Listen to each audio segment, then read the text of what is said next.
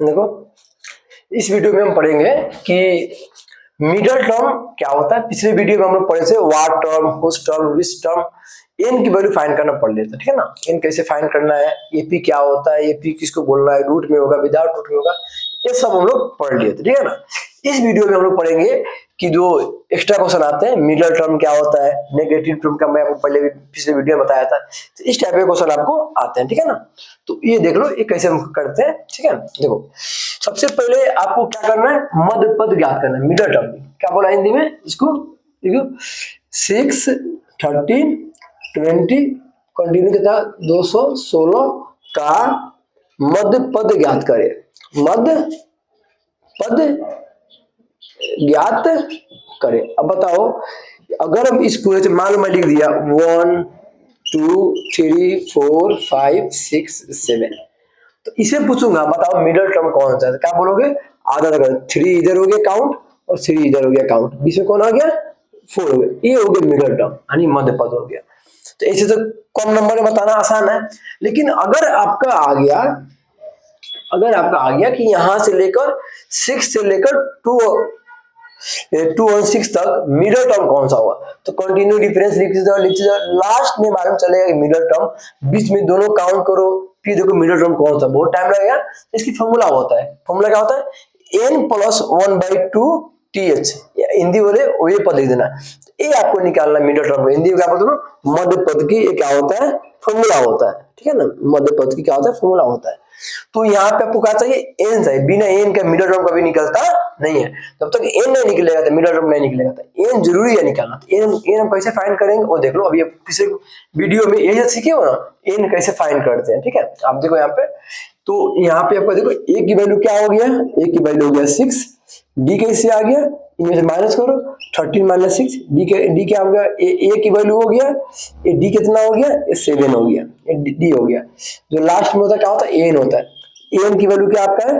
216, तो एन का फॉर्मूला बताया था,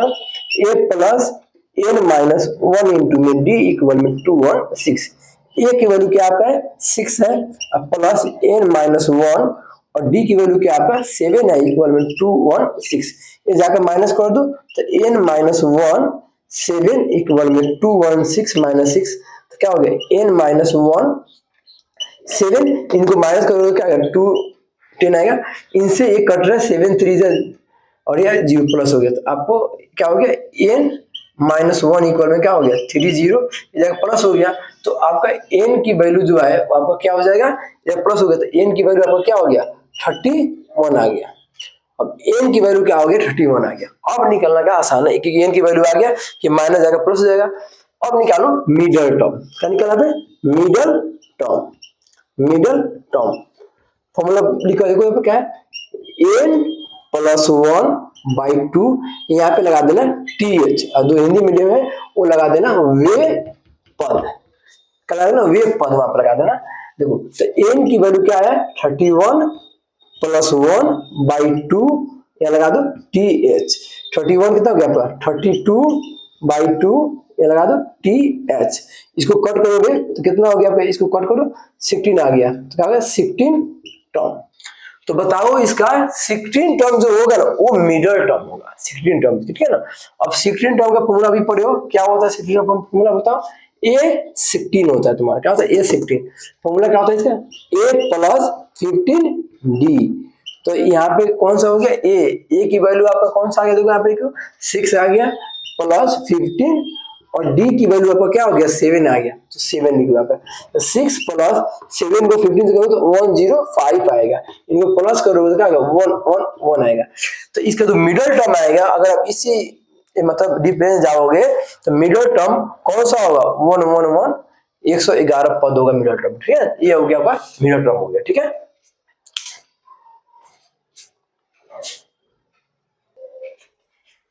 देखो तो ये क्वेश्चन देख लो आपका, बस कंसेप्ट रखना, ये आपका क्वेश्चन हो गया, बोला है is it's first negative term. अब इसके मतलब प्रथम ऋणात्मक पद ज्ञात कर, क्या इसका मतलब क्या होता है, अभी आप देखो मान लो ये आपका 10 हो गया, ठीक है, 3 डिफरेंस कम करो, ये हो गया 7 हो गया, फिर 3 कम करो, ये आपका क्या हो गया 4 हो गया, फिर कम करो, ये आपका क्या हो गया, ये आपका क्या हो गया 1 हो गया, फिर 3 कम करो, ये -2 हो गया, फिर 3 कम करो, ये -5 हो गया, फिर कम करो, ये आपका -8 आ गया। तो इस तरह अगर आप कंटिन्यू देखो ये कम कम हो रहा है, देखो डिक्रीज हो रहा है, डिफरेंस देखो उतना, और कंटिन्यू ऐसे ही कम करते जाओगे तो यहाँ पे हम कम करते गए करते गए करते गए यहाँ पे कौन सा टर्म में यहाँ पे नेगेटिव आया क्या, तो यही बताना है कौन सा टर्म नेगेटिव आया। देखो first term, second term, third term, fourth term, fifth term, यहाँ पे क्या हो गया फिफ्थ टर्म है कि नेगेटिव आया। देखो ये भी नेगेटिव है लेकिन क्या बोला फर्स्ट टर्म प्रथम ऋणात्मक पर, तो पहले ये भी नेगेटिव है, ये भी नेगेटिव है, ये भी नेगेटिव है, लेकिन सबसे फर्स्ट में नेगेटिव कौन आ गया -2। तो यही बोला है अगर आप कंटिन्यू इसको इस तरह करते जाओगे तो पहला टर्म नेगेटिव कौन सा होगा, तो यहाँ पे कौन सा टर्म नेगेटिव आया, फिफ्थ टर्म आया, तो यहाँ पे नेगेटिव निकालना है आपको टर्म, ठीक है। तो कैसे निकालोगे, तो आप देखो कैसे निकलता क्या है, ये आपको समझा दिया नेगेटिव टर्म क्या होता है, इसका मतलब क्या होता है, इसका मतलब बता दिया आपको, ठीक है ना। अब देखो नेगेटिव टर्म, देखो सबसे पहले यहाँ पे लिखना ए की वैल्यू आपका क्या दिया हुआ है 121, ये आपका ए हो गया, ठीक है। डी तो मालूम है आपको 1, इसमें से इनको माइनस करोगे देखो तो 117 -121, तो डी माइनस का 4 आ गया। अब देखो यहाँ पे माइनस का क्या हो गया 4 हो गया। अब यहाँ पे ये ए तो दिया नहीं है लेकिन नेगेटिव हुआ, नेगेटिव का किसको बोलते हैं, तो जीरो से जो जीरो का होता है छोटा हुआ तो वो नेगेटिव होता है, आपको मालूम है। देखो तो यहाँ पे ए एन लेस देन 0, जो एन है वो 0 से क्या है तुम्हारा छोटा है, क्यों नेगेटिव टर्म बोला है तो इससे क्या होगा, इससे कुछ छोटा ही ना होगा, इसे निकाल देंगे। तो एन का फॉर्मूला क्या होता है a plus n minus 1 d less than 0। अब ए की वैल्यू क्या है 121 प्लस एन माइनस 1 और डी कितना का है माइनस का 4,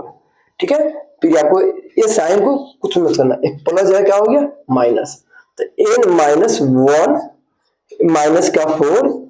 ये आ गया, प्लस है क्या हो गया माइनस का 121। अब याद करना जब भी माइनस से डिवाइड होगा तो ये साइन क्या होगा चेंज हो जाएगा, लेस देन से क्या हो जाएगा ये बन जाएगा मोर देन, याद रखना। तो क्या आपका होगा जब भी याद रखना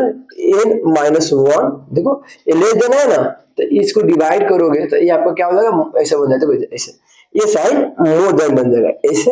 -121 को 14 ये कैंसिल हो जाएगा, ये डिवाइड में जाएगा ना ये साइन क्या हो जाएगा चेंज हो जाएगा, क्यों जब ये माइनस से डिवाइड होता है तो ये साइन लेस देन से मोर देन, मोर देन से लेस देन हो जाएगा, याद रखना। तो आपका क्या हो गया आपका देखो ए -1 और ए आपका करो 120, आपका क्या बचेगा आपका 121/4 डिवाइड कर रहे हैं 4 से इसको डिवाइड करो 121 को, देखो तो 121 को आप 4 से डिवाइड करोगे तो क्या हो गया 4 3 जा 12 आ गया आपका, ठीक है। फिर यहाँ पे 0 आपको यहाँ पे करोगे तो कितना आपका हो जाएगा, तो आपका पॉइंट लगा 4 2 जा 8, तो आपका ये यहाँ पे कितना हो रहा है 4 2 30 पॉइंट कुछ हो रहा है, तो ये आपको क्या हो जाएगा आपका एन, देखो इसको करोगे एन -1 और यहाँ पर क्या हो जाएगा 30.2 आ गया 30.2 और ये माइनस क्या हो गया प्लस, तो एन की यहाँ पे करता हूँ एन 30.2 और माइनस क्या हो गया प्लस का 1, तो क्या हो गया एन 30 का गया 31.2, मतलब जो एन की वैल्यू होगा वो 31 पॉइंट से मतलब नहीं है, एन की जो वैल्यू होगा वो 31 से क्या होगा ज्यादा होगा, 31 से जस्ट ज्यादा है कौन सा, देखो 35 भी है बहुत आगे है, तो 31 से ज्यादा कौन सा होगा 32 होगा, तो यहाँ पे एन की वैल्यू क्या होगा 32 होगा, तुम्हारा क्या होगा 32, तो जो 32 टर्म होगा तुम्हारा क्या होगा ये 32 टर्म इज नेगेटिव टर्म। ये जो करोगे कंटिन्यू करते आओगे तो 32 नंबर वाला ऐसा टर्म होगा कि जहां पे आगे क्या होगा नेगेटिव ए बन जाएगा, इसका आंसर क्या हो जाएगा 32 हो जाएगा, आपका इसका आंसर हो गया 32, ठीक है। नोट करो नेगेटिव टर्म क्वेश्चन है।